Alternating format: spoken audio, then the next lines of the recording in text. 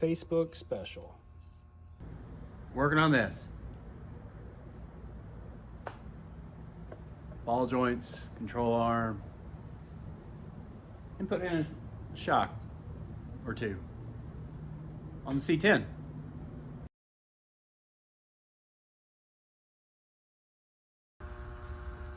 All right. Rotor's off on the right side, caliper, all that stuff. The bolts for the ball joints are out. Just gotta take the shock bolt out so we can lower this lower control arm down and then get the spindle out. Normally, for the ball joints, you know, you could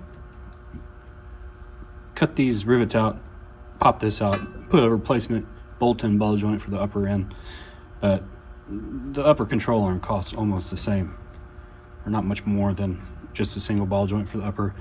For the lower, you can just press it out, which you guys saw on the left side. So I'll get that bolt out, get the lower control arm off, get the spindle out, go from there. All right, got the ball joint separated from the spindle. Bottom one doesn't want to come out. I got to persuade it. And then the shock. So the shock mounting bolt that goes into the frame.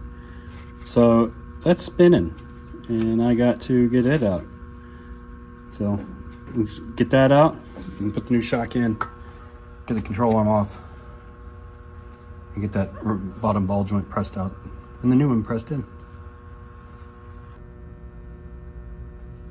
Well, that thing's not coming out, and I don't have enough room on the backside to be able to get leverage on the nut to break this loose.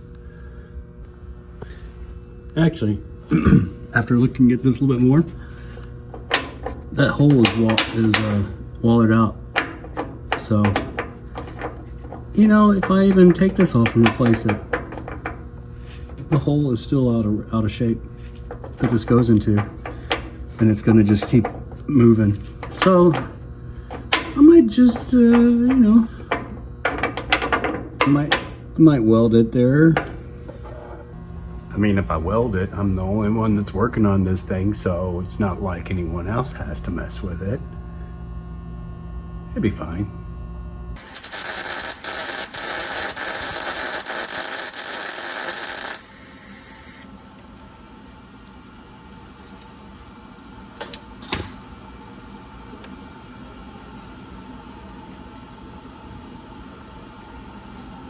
That should work good enough to hold it from keeping it from wiggling around in the hole.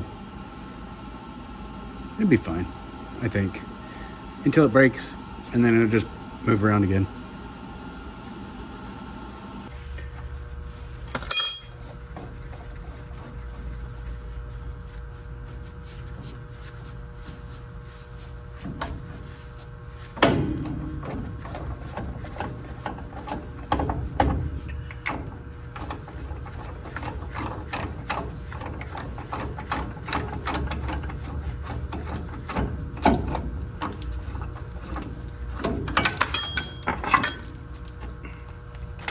Ball joint out. Evicted. Couldn't pay the rent. You might be wondering what I'm doing, but I am cleaning this because I got this brand new shiny upper control arm. And look at it. Look at it. It's just too nice to have the lower control arm looking all grungy, so I'm gonna rebuild it with this. It's gloss black. I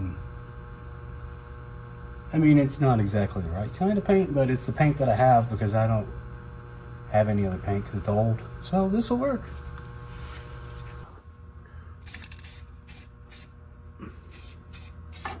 There we go. It's brand new now. So now we're going to look at our wheel bearings and just check them out to see if they're still good. And if they are, I'm just going to pack them like, well, I'm not gonna go where you think, some of you might think I'm gonna go, but. So a little way to pack your bearings, you can use a bearing packer, but you can just use your hand and just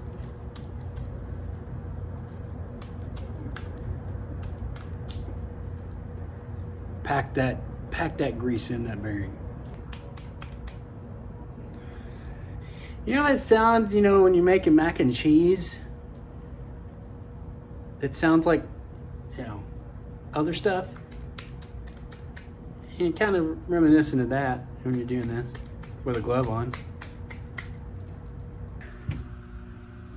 Ball joints in, control arm in, shock in, rotor in, wheel bearings are good enough. Everything's bolted up, well, except for the little bracket to hold the brake line or the brake hose on, and tie rod. So once I get that, I'll get it on the road. More stuff coming as soon as I can.